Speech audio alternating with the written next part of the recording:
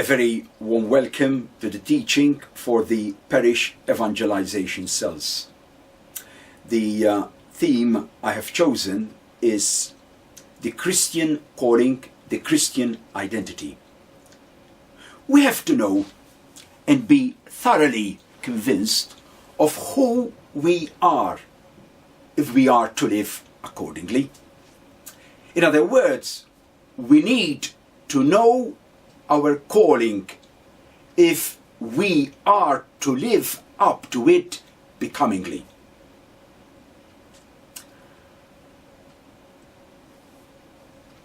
I would like to quote from one of the finest letters in the New Testament.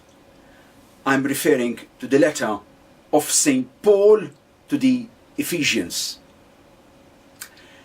And I have chosen purposely two texts from this letter, and both texts highlight our identity, our calling as a Christian.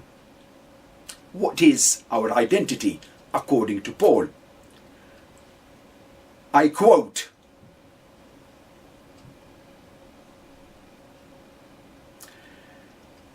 "You are no longer strangers and aliens, but you are fellow citizens with the saints and members of the household of God." Let us unpack this text, a key text. Paul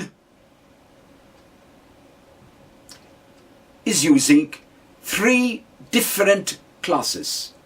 The Ephesians would have understood this text perfectly well.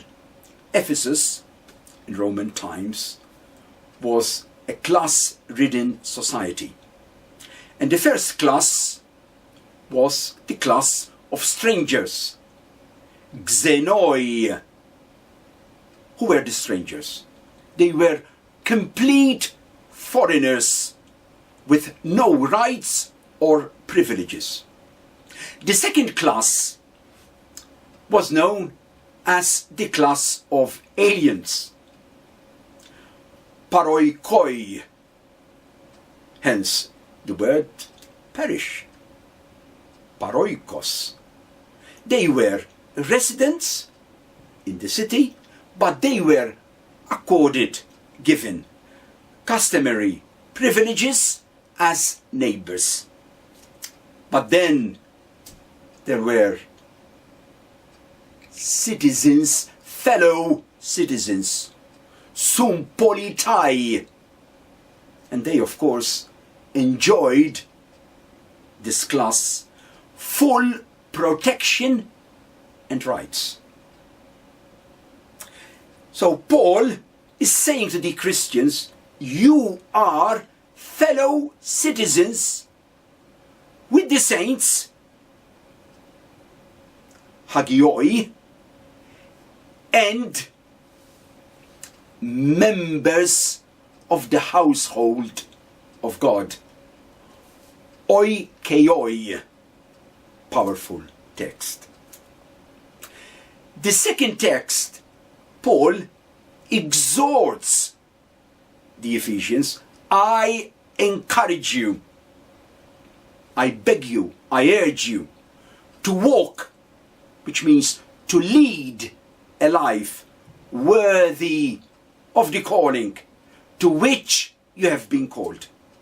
This text is taken from Ephesians chapter 4, verse 1. So,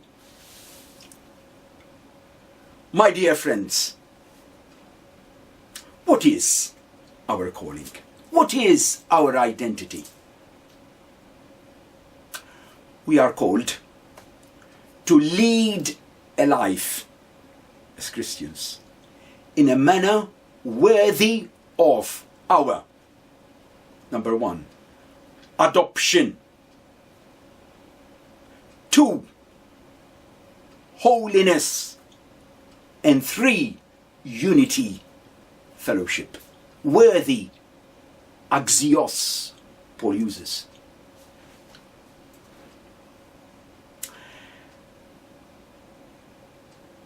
Now, we are all called to holiness. And when I say holiness, I mean perfection, completeness in the church. Again, Paul, in his letter to the Ephesians, I think it's in chapter 5, make this exhortation. And I quote, "Be imitators of God as beloved children. Do not be partners, fellow sharers, joint partakers with the non-believers, but walk as children of light." Powerful words. Again, don't be partners, joint partakers, fellow sharers, sumetohoi, with the unbelievers.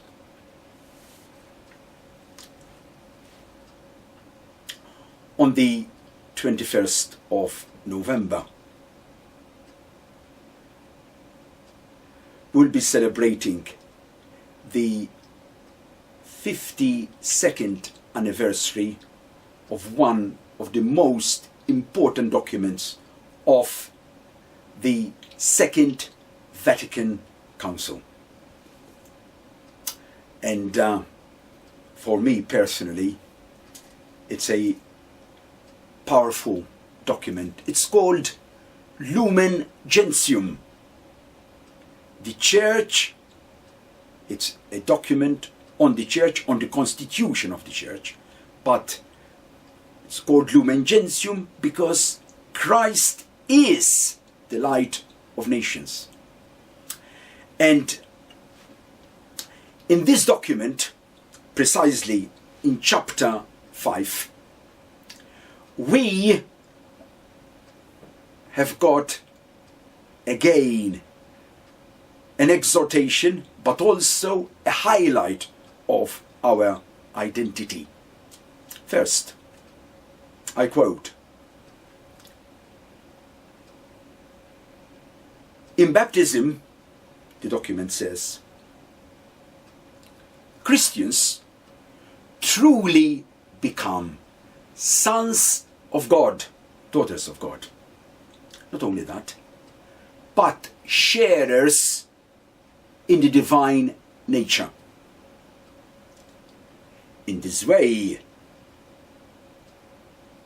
they are really made holy." So we are holy. Then, too, by God's gift, they must hold on to and complete in their lives this holiness they have received. We are sons and daughters of God the Father, but also sharers, therefore, in the divine nature. However, we need to bring to perfection this holiness. Another quotation from the same document, again chapter 5. It says, "In the church, everyone, whether belonging to the hierarchy or being cared for by it, is called to holiness. All the faithful of Christ," which means all the baptized Christians, "are invited to strive for the holiness and perfection of their own proper status, proper state. Indeed,